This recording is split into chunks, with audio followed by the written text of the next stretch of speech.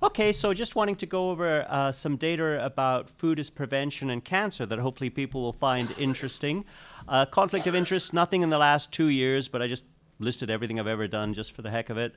Commercial support, I don't get any support from Big Broccoli or anything. So without wishing to make you guys into experts in epidemiology and causality, here's just a slide to kind of summarize how medical data is generally shown in terms of causality or interventions. So the lowest levels of research evidence at the bottom of the triangle include things like test tube research and animal research. Editorials and opinions are a little better.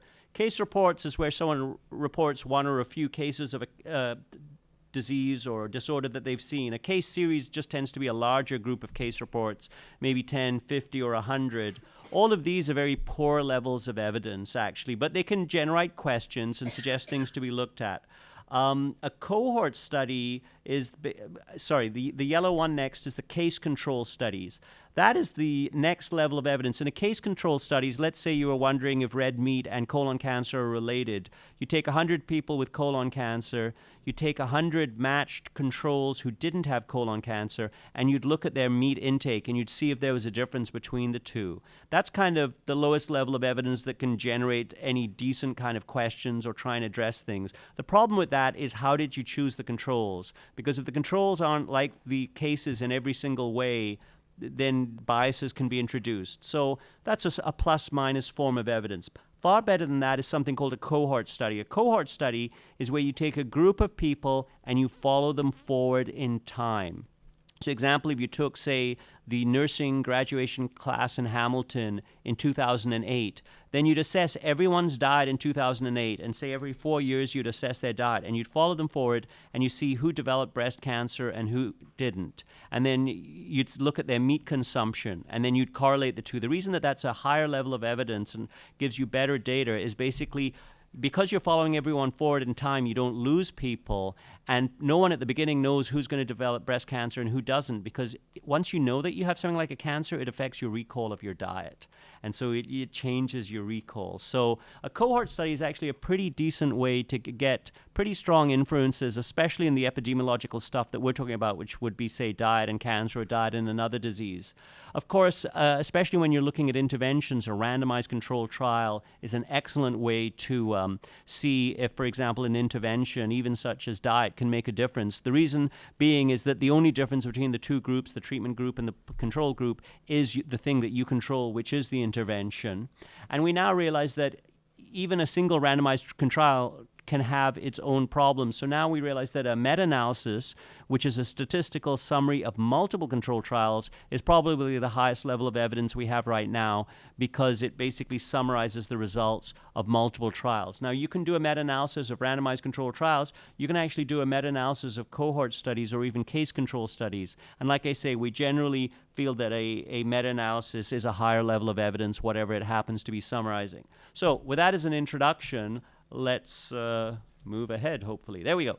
So here's data from Canada looking at the disability-adjusted life year lost in 2010. Here you can see that the number one loss of life years is malignant neoplasms, with diseases of the heart, stroke, and accidents following. And then you can see diabetes is number 6, Alzheimer's is number 7. And then I put the global data on the other slide.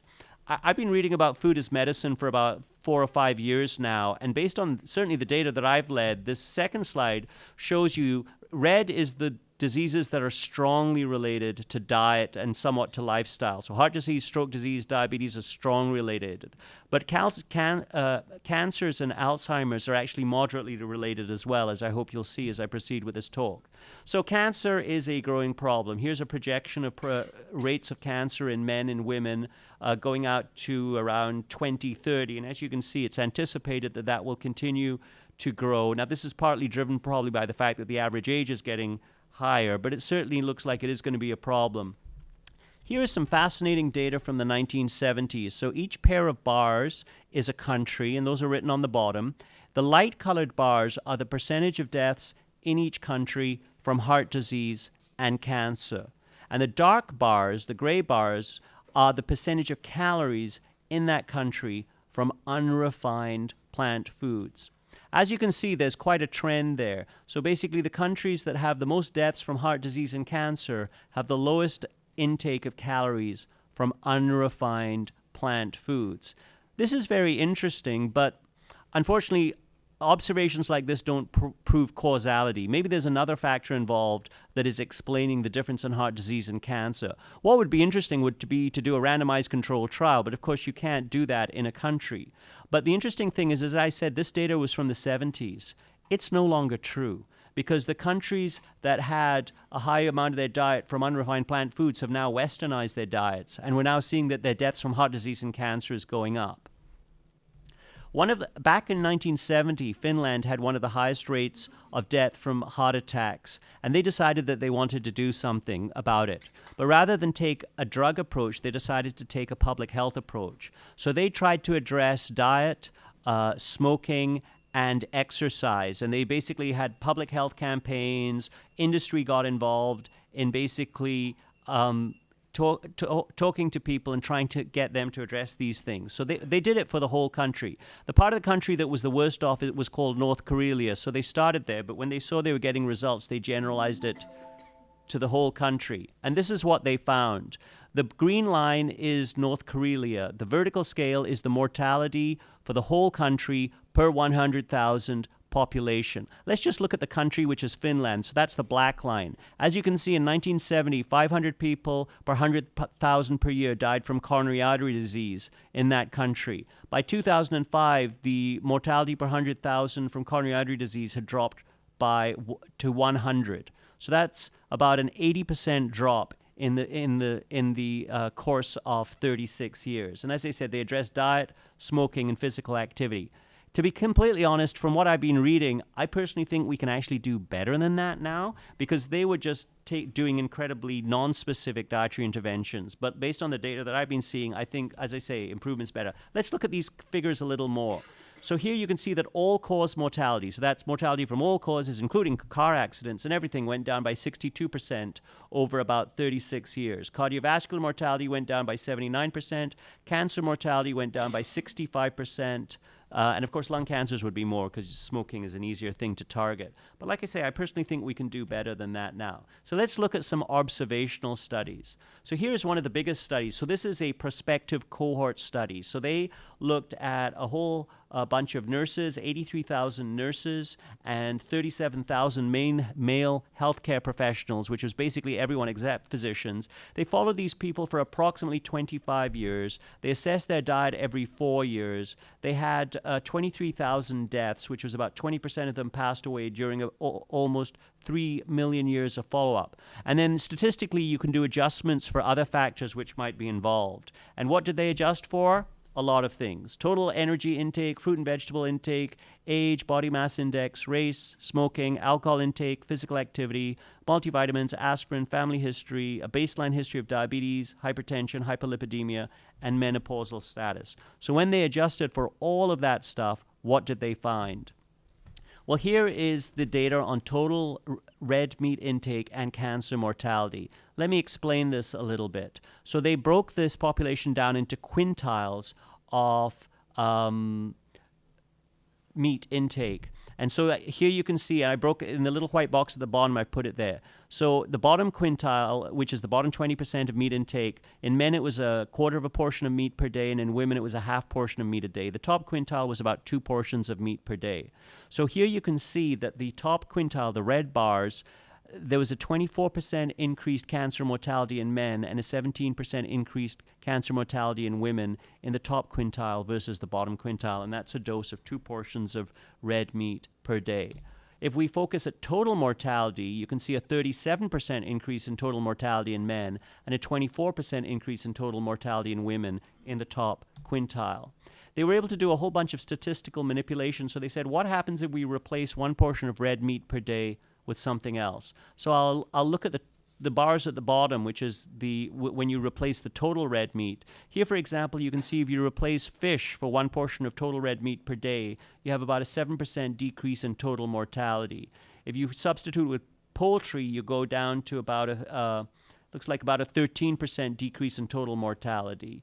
Whole grains also have a similar effect. Legumes have about a 10% decrease, and nuts have almost a 20% decrease, maybe an 18% decrease if you substitute one portion of nuts for total red meat. So this is some fairly strong data from a huge cohort, and this group has actually done some of the best research in this area.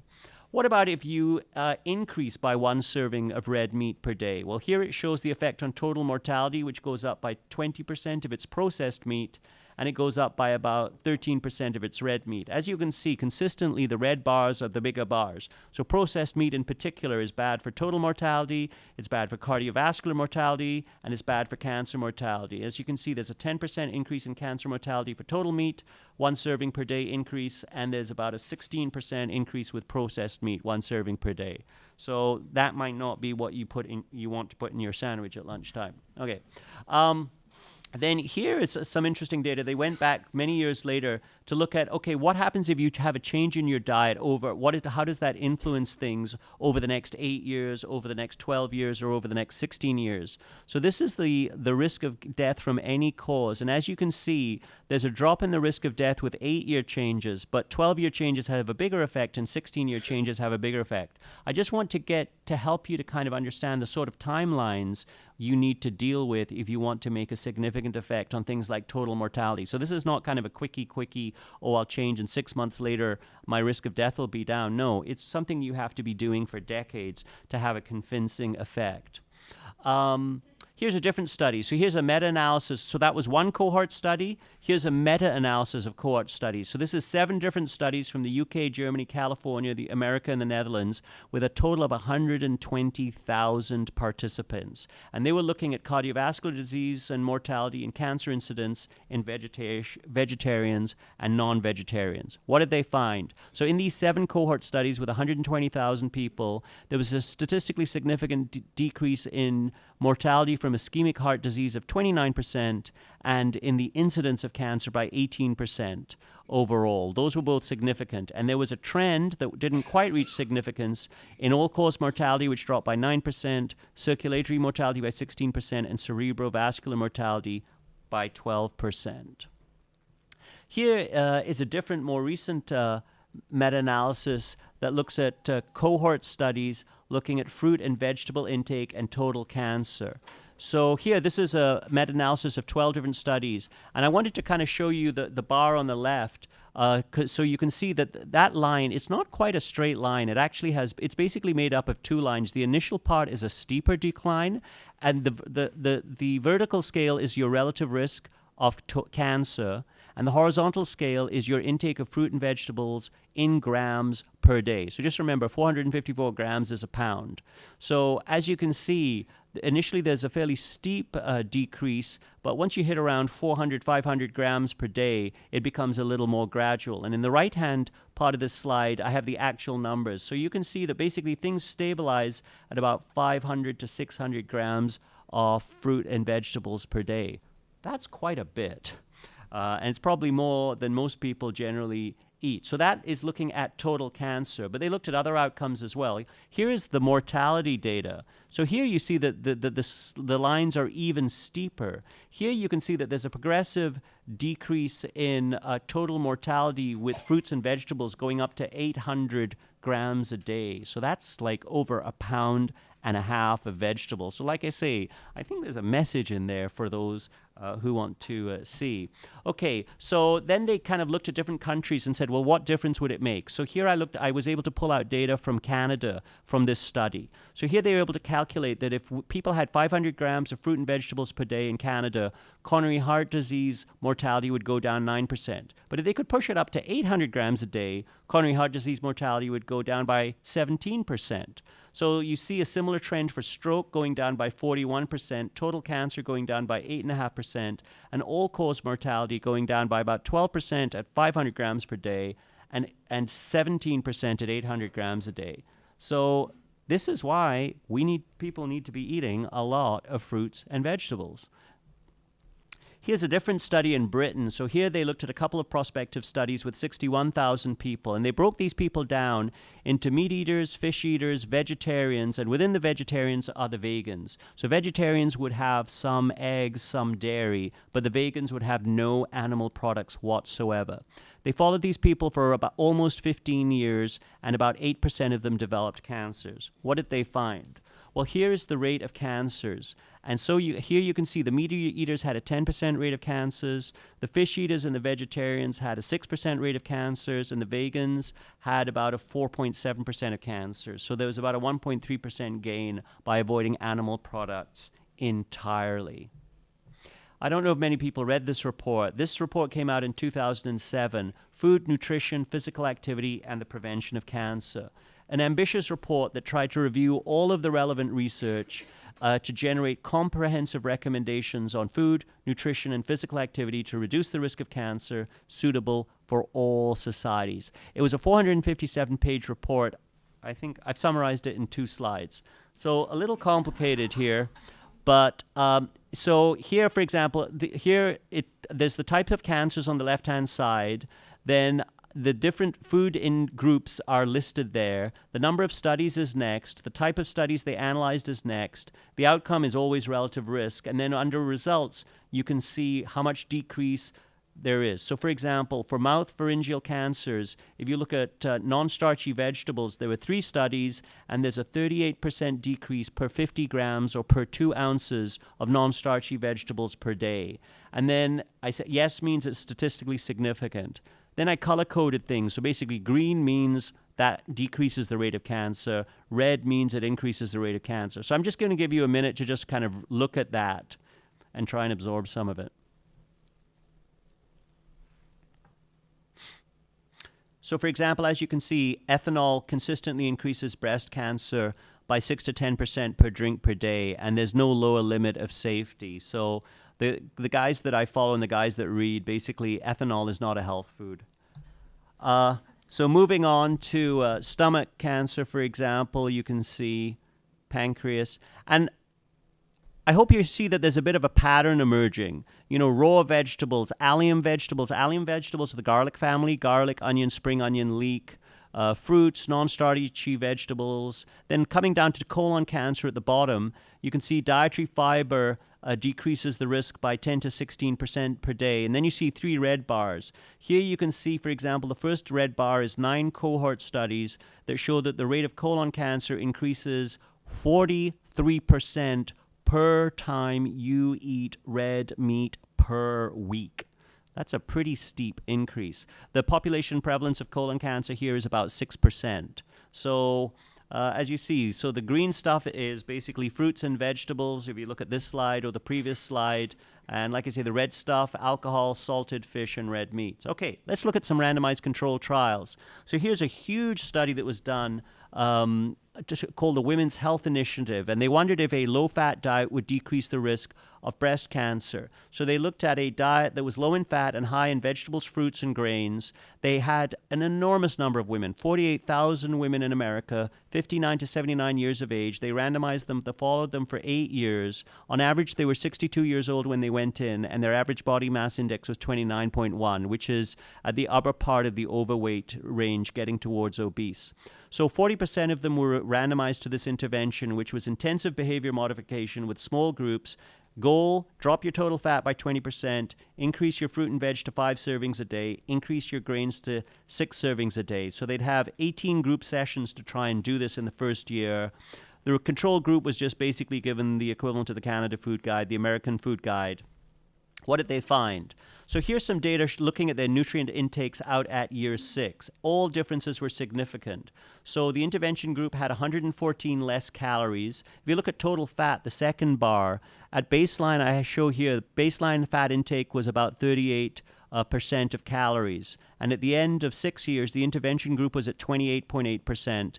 calories, and the control group was the same at 37. So they weren't able to reach their primary goal of getting down to 20%. So they partially failed in actually even getting that amount of dietary change. If you look down at the orange thing, you can see fiber intake was 2.4 grams different, with the intervention group being higher, which you would expect if they were taking more fruits and vegetable. If you look down at veg and fruits servings per day, here you can see that the intervention group had 4.9 servings of fruit and veg per day, whereas the control group had 3.8. So they were 1.1 servings of fruit and veg per day higher. Whole grains were 0.2 servings higher. Strangely enough, the intervention group actually had less nuts. Instead of 1.8 servings of nuts per week, there's 1 serving of nuts per week. And if I have time at the end, I'll show you some data, which this will be quite interesting. Anyway, so they partially got their goal. They dropped down to 28% fat, and they were increasing 1.1 servings of fruit and veg per day. So what good did that do them? So here are some outcomes. So here you can see that weight, and if it's in a green box at the end, it means it's significant. So weight was down 1.3 kilograms in the intervention group. Waist circumference was down 1 centimeter. Tiny drop in diastolic blood pressure and small drop in total cholesterol. Hard to know if that's significant. Then moving on. Then they measured a bunch of stuff in their blood to confirm that they were actually eating more fruits and vegetables. So these are just markers of fruits and vegetable intake. And yes, they were eating more fruits and vegetables, which is a relief. The glucose levels were slightly lower in the blood, which would be consistent with being on more fruits and vegetables, as was cholesterol. All right. So here is the curves for invasive breast cancer. Overall, there was a 9% decrease in the rate of invasive breast cancer. Statistically, that was at the 7% level. So technically, that's not quite significant because 5% is significant. But if you look at the lines, it's pretty obvious the lines are diverging. So if they either had more people or they'd followed it longer, they would see a difference. But once again, I want to emphasize, the lines don't start diverging until 4 or 5 years. So it takes a while before you can make an impact. And on the right, I put the rate of cancer. The difference in the rates of cancers was a 0.3% difference. So it's a small difference. So basically, with a small change in diet, I think that's pretty convincing to me. But one would have to admit it's not a huge difference, and it took a while. So that's invasive breast cancer. Here, it's just looking at the actual size of the effect. And as you can see, basically, the effect takes 5 or 6 years to stabilize for the hazard ratio. All right. Here's an interesting data slide from there. This is breaking people down. What was their fat intake at the beginning of the study, and what was the effect? And what this shows here is it shows percentage of fat intake. Here's 27% or lower, or 36% and higher. And then here you see the risk of developing breast cancer. So here you can see that the biggest drop in risk of breast cancer, which is a 22% drop, was in the people who had the highest fat intake at the beginning. So that would support their hypothesis that a low-fat diet has the biggest. Those are the ones, obviously, if your fat intake at the beginning is high, then when you go in a study to drop your fat intake, you're probably going to have the biggest difference. So that's why you would have seen the biggest effect at 0.78. And that trend was statistically significant. So that's kind of interesting. If you look at other outcomes, like I say, here's that first outcome I mentioned. Total mortality was down by actually about 23%, didn't quite reach significance, but there's not a lot of events here. So if you had a bigger a little longer, it showed up. There was a slight trend in decrease in total cancer incidence and total mortality. And then a global index, which looked at cancer, colon cancer, heart disease, and mortality also. There was a trend there, but these trends didn't quite reach significance. But they were all in the right direction. So here's their data actually for invasive ovarian cancer. They did a sub-study with this. Once again, overall, there was a 17% decrease in ovarian cancer, which was statistically significant. But if you look at the lines, once again, you can see that nothing much really happens until like 5 or 6 years down the road, after which there's a fairly convincing separation of the curve. So if you just limit your analysis to 4 years or later, you find a 40% decrease in the rate of invasive ovarian cancer. Once again, though, I just want to emphasize, while this was overall significant, it took a while for it to take effect. That's why I think if you want to try and minimize your risk of cancer, starting sooner than later is really a good idea. And if you look at total invasive cancer, so all the invasive cancers, this is a 5% decrease, which didn't reach significance. But as you see, once again, nothing happens to the lines until 4 or 5 years. And then, once again, to me, it looks like it's heading towards a consistent difference. All right. So in this study, which was only able to get an 8.2% decrease in total fat intake and was only able to increase fruit and vegetables by 1.1 servings a day, there was a 9% drop in invasive breast cancer, which didn't quite reach significance. There was a significant difference seen in the subgroup of people with the highest baseline level of fat, 22% decrease, which was significant. There was a significant difference in ovarian cancer after 4 years of 40%. And I didn't show you the data, but colon cancer was negative. So that's a little bit discouraging. Why do I think it's not really discouraging? Here's part of the reason. To be honest, they just didn't do very well with diet. A good way to measure fruit and vegetable intake, or a good thing that goes with that, is fiber intake. So here I've put the fiber intake of the Women's Health Initiative. That's the red box.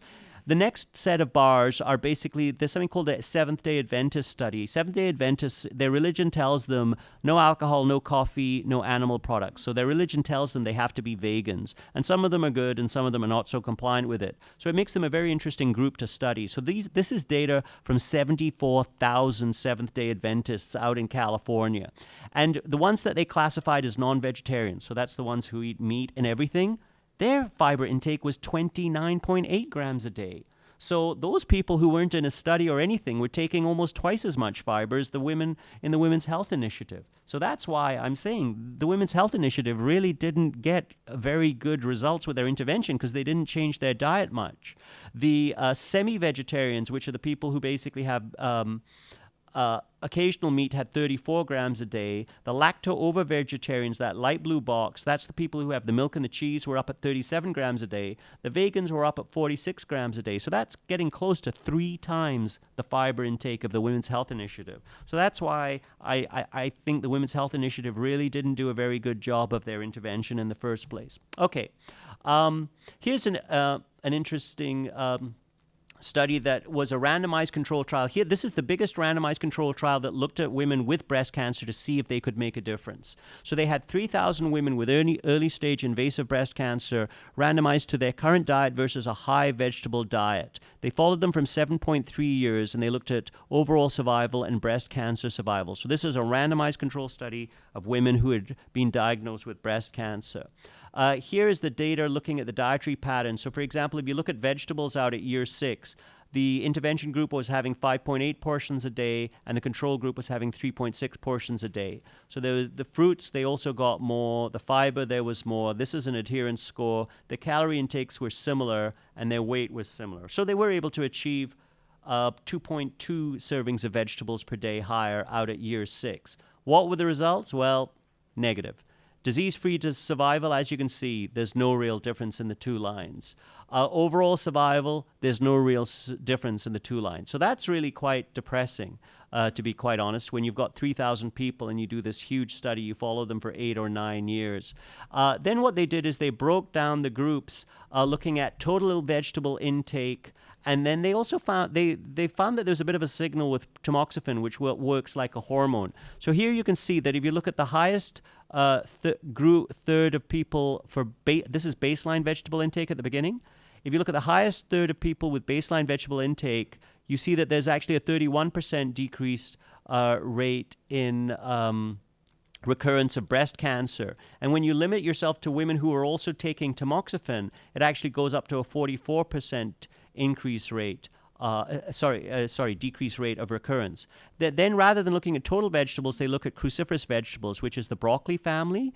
Here the difference is they found a 15% decrease in the highest tertile of broccoli, and they found a 35% decrease in the highest tertile of broccoli by tamoxifen. So it looks like baseline vegetables might be a little bit of a factor. But once again, this emphasizes the importance of the really long timeline. So how long is the timeline, you ask, to be able to make a difference in cancer with vegetables? And here they broke it down by, cruciferous vegetable intake at baseline, low or high, and total vegetable intake, low or high. So if you're high in total vegetables and high in cruciferous vegetables, you had almost a 50% decrease in recurrence of breast cancer. All right. But the interesting thing that didn't come out until I read the study really carefully is that while the results were overall negative, on average, the women had had breast cancer for 23 and a half months by the time they got into the study. So I think what this study actually shows that if you wait 23 months after your diagnosis of breast cancer, it's probably a little late to start getting into aggressive fruits and vegetables there. So to be honest, I find this study, like I say, it just shows that waiting 2 years, it's too late by that time. Unfortunately, the horse has left the barn.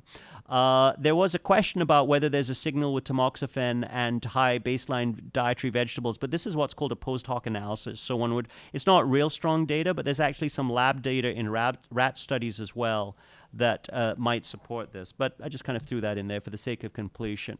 So, like I said, how long's the timeline? Well, here's some data from a cohort study, and this was actually the same cohort study that I showed you at the beginning of meat intake. They had data of actually young women, adolescents 13 to 18 years old, and early adults 24 to 40 years old. So they went back and they looked at adolescent fruit and vegetable intake, and then they've been following these women for 25 to 28 years, and they said, okay, does your fruit and vegetable intake when you were 13 to 18 years old predict your future risk of developing breast cancer? They had 3,200 cases of breast cancer, 3.6%. What did they find? So they found that if you looked at quartile 5 versus quartile 1, the overall rate of breast cancer dropped by 25%, which was a significant trend. And the postmenopausal rate dropped by 31%. And here you can see per serving of fruits and vegetables per day, there was a 9% decrease. So, but this timeline is like 15, 20 years long. Vegetables also had trends for decreased risk, which didn't reach statistical significance. And then, I can't actually read what's behind there. But there's also a trend for premenopausal risk this is fruits, this is vegetables, and this is fruits and vegetables put together. So there's a 24% decrease with fruits and vegetables, which is statistically significant. And here are all the things that they adjusted for. So if you look at a timeline of 15, 20 years, it looks like you can make a difference with fruits and vegetables. Alrighty. So the total fruit intake during adolescence was associated with significantly lower risk, 25% for the highest intake of 2.9 servings per day versus the lowest group, which was 0.5 intakes per day. But if you wait until early adulthood, which is 27 to 44 years, there's no signal. So it's basically too late. And then, especially vegetables high in alpha-carotene, it looked like there was a signal. Here's a different study, an interesting study. So here they had 1,490 women who were diagnosed with breast cancer, and they just followed them. But they broke them down into low vegetables and fruits, high vegetables and fruits, low physical activity, high physical activity. So this wasn't a randomized study, it was just observation. But here you can see that there's one group of women who seem to have a higher survival than the other high groups. What was this group of women? It was the high vegetable and fruits, high physical activity group.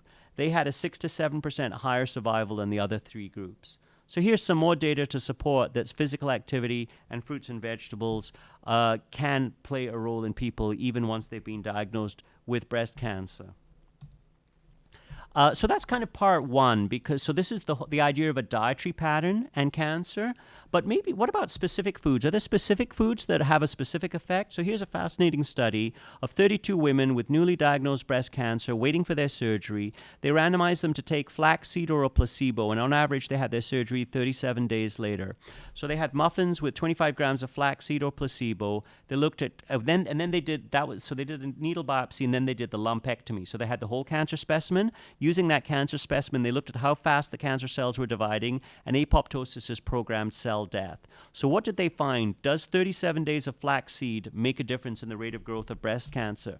Well, it turns out that it does. Tumor cell proliferation was significantly lower in this flaxseed group, but not in the placebo group. And measuring apoptosis, it was significantly higher in the flaxseed group than in the non-flaxseed group. So basically 2 tablespoons of ground flaxseed, it has to be ground per day, look like they make a difference in the rate of breast cancer growth. Okay. So here's a study that looks at men with prostate cancer. So here's the thing about flaxseed is it has lignans.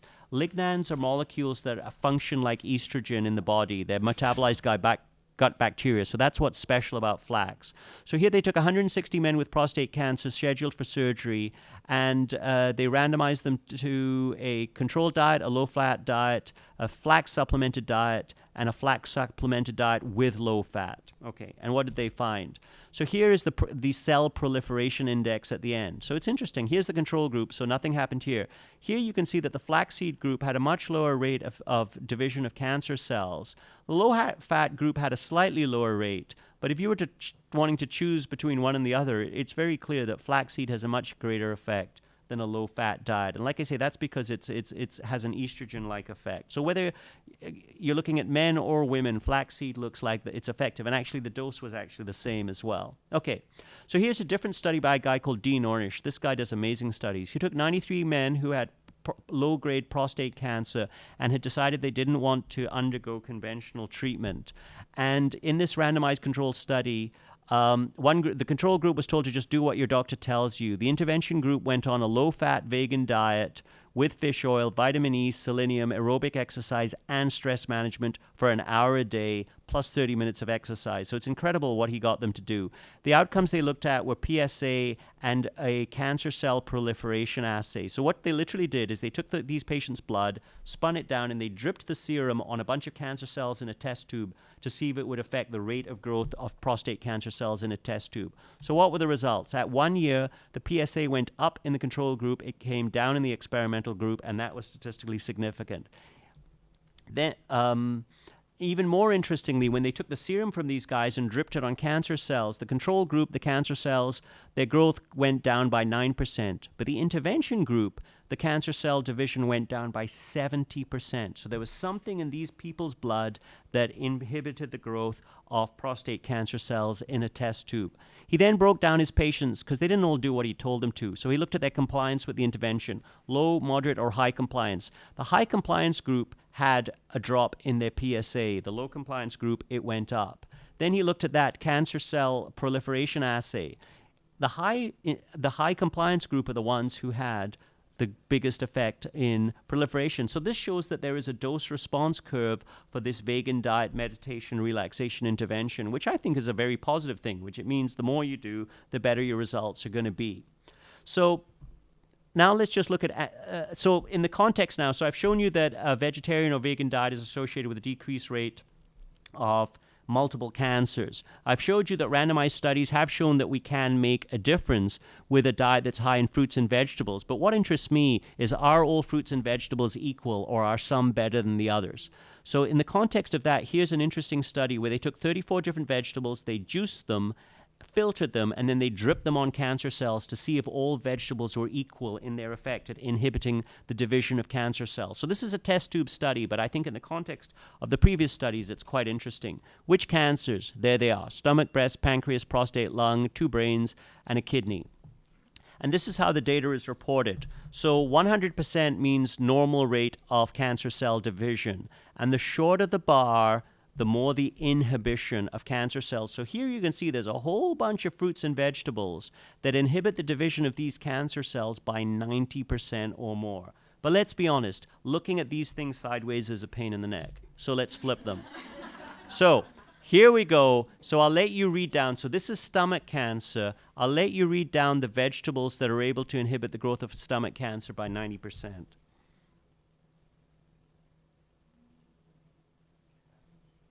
So that's stomach cancer. Let's look at pancreas cancer.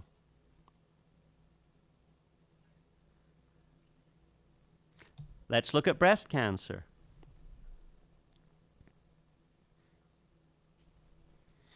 Let's look at prostate cancer.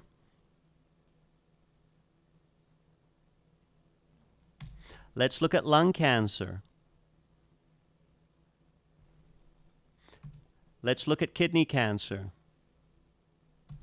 And then here's brain cancer 1.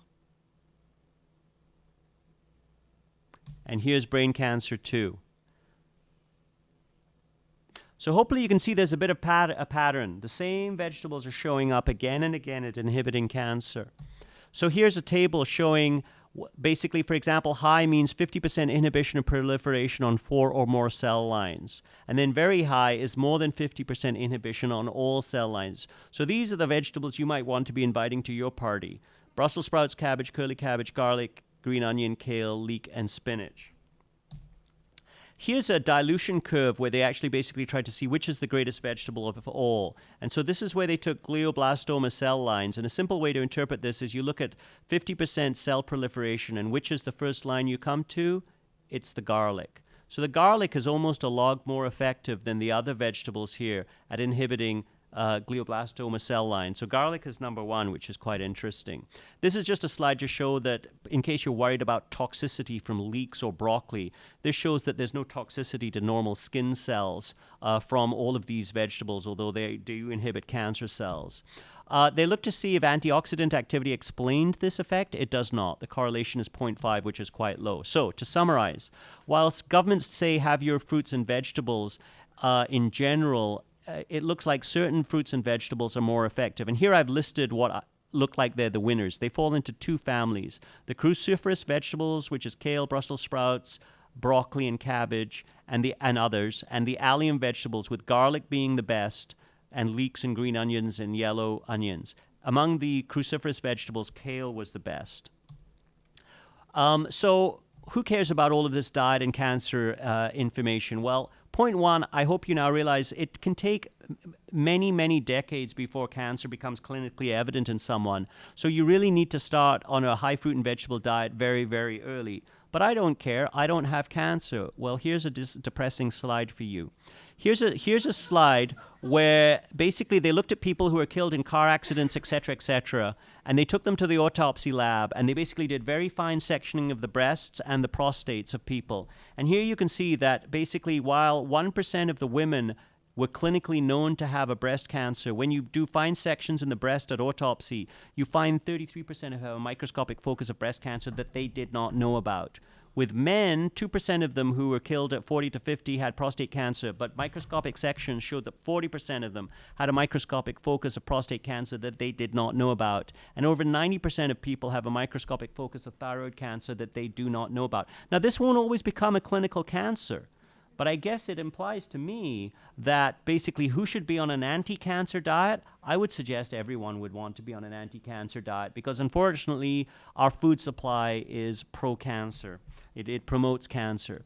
So I don't think we have time for that data. So conclusions.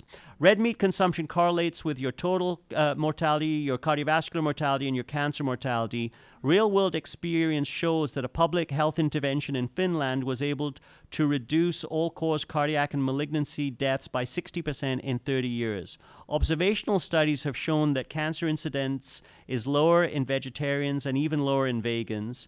That your intake and variety, sorry, I didn't show you data on variety. Variety of fruits and vegetables is an independent predictor, actually, and is associated with lower rates of cancers. Adolescent fruit and vegetable intake may predict the future risk of breast cancer, but it takes decades. Randomized studies have shown that increasing your fruit and vegetable intake by 1.1 portions per day gives you a small decrease in breast cancer and a 17% decrease in ovarian cancer, which is significant. If you wait 24 months after your breast cancer diagnosis to start a high vegetable diet, it's too late. Flaxseed significantly decreased breast cancer proliferation and prostate cancer proliferation in a relatively short period of time, and it looks like some vegetables are more effective than others in their anti-cancer effects. So, for people interested in going further, there's an excellent DVD called Forks Over Knives. And actually, I've got this information on a little handout. I'll just pass it around if you want to take that. This DVD is on Netflix, on iTunes, in the public library. You can run it off the web. It's in the hospital library. It's a lovely introduction to this. They also have a website, Forks Over Knives, with tons of information. And the little piece of paper being passed around has this on it. Mind-boggling book called How Not to Die by Michael Greger, that covers the top 15 causes of death in the USA, the role of food in them, and the second half of the book talks about the foods. It's in the hospital library, it's in the public library, but you might want to get that on Amazon. So here's the piece of paper that's being passed around. My website that goes through a lot of this stuff and also covers obesity, diabetes, and heart disease is foodasprevention.com. I now have a newsletter. It'll never be more than once a week, but if you want to know what I'm coming across, you can sign up for that.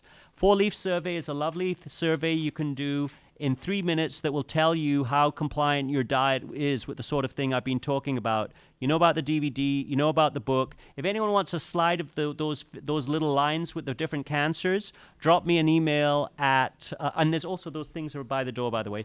Drop me an email at subashganguly.gmail.com and I'll be happy to send you a copy of that. Oh, here's your bonus. Here's a meta-analysis of prospective studies that looked at nut consumption and mortality. And this is looking at high nut intake versus low nut intake. High nut intake is associated with a 19% drop in all-cause mortality, 25% cardiovascular mortality, 13% drop in cancer mortality. So like I said, specific foods seem to have a specific effect. Here's my diet pre and post. Here's my diet before I got into all this. Here's my diet afterwards. This is probably a good time to stop for questions. Thanks.